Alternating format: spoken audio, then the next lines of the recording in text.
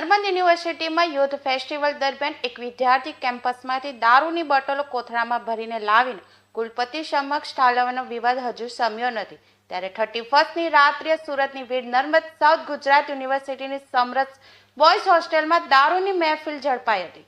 યુનિવર્સિટીના registrar in charge RC ગઢવીએ સમરસ હોસ્ટેલના room number 106માં red કરી હતી, જ્યાંથી 5 વિદ્યાર્થીઓ ભાગી ગયા હતા। ત્યારે એક વિદ્યાર્થી પકડાઈ ગયો હતો, જેને પગલે યુનિવર્સિટીના કુલપતિ ડોક્ટર કિશોરસિંહ ચાવડા અને રજિસ્ટ્રાર ડોક્ટર આરસી ગઢવી દ્વારા તમામ વિદ્યાર્થીઓ સામે પોલીસ કેસ કરવાનો નિર્ણય લીધો છે, જેને પગલે મોડી રાત્રે વેસુ પોલીસ દ્વારા દારૂડિયા વિદ્યાર્થીઓ સામે ફરિયાદ દાખલ કરી હતી।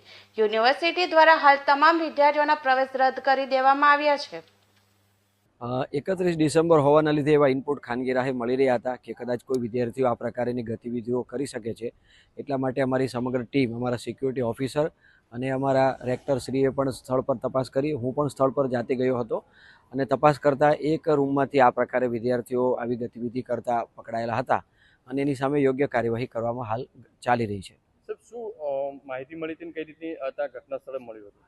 ઘટના સ્થળે જે અમારી એક હોસ્ટેલ છે એ હોસ્ટેલની અંદર વિદ્યાર્થીઓ આ રીતથી કંઈ નોનવેજ અને દારૂની બોટલ વગેરે પકડાઈ હતી અને દારૂની બોટલ વગેરે અમે પોલીસ ફરિયાદ પણ દાખલ કરવામાં આવી છે અને સ્થળ પર ગયા પછી પોલીસ પણ આવી હતી અને પોલીસને પછી હેન્ડઓવર કરવામાં આવેલું છે।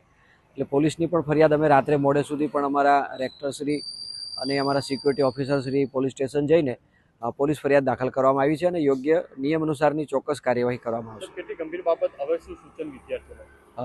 ગંભીર બાબત તો ચોક્કસ કહી શકાય। આ તો એક સમાજ જાગૃતિનો પણ વિષય છે, શૈક્ષણિક સંસ્થા છે, આવનારી પેઢી છે, વિદ્યાર્થીઓ આ રાષ્ટ્રનું ભાવિ છે, રાષ્ટ્ર નિર્માણમાં વિદ્યાર્થીઓનું ભૂમિકા છે। એટલે સૌ સાથે મળીને આપણે જાગૃતિ કરીએ, વિદ્યાર્થીઓમાં ડ્રગ્સ, શરાબ વગેરે નહીં હોવું જોઈએ, એના માટેની ચોક્કસ અમે યોગ્ય કાર્યવાહી કરીશું અને સમાજ સાથે મળીને કરશે તો આપણે આ ચોક્કસ આમાં આપણને સફળતા મળશે એવું લાગી રહ્યું છે। જે વિદ્યાર્થીઓ પકડાય છે તેમને સામે કઈ રીતની કાર્યવાહી અત્યારે?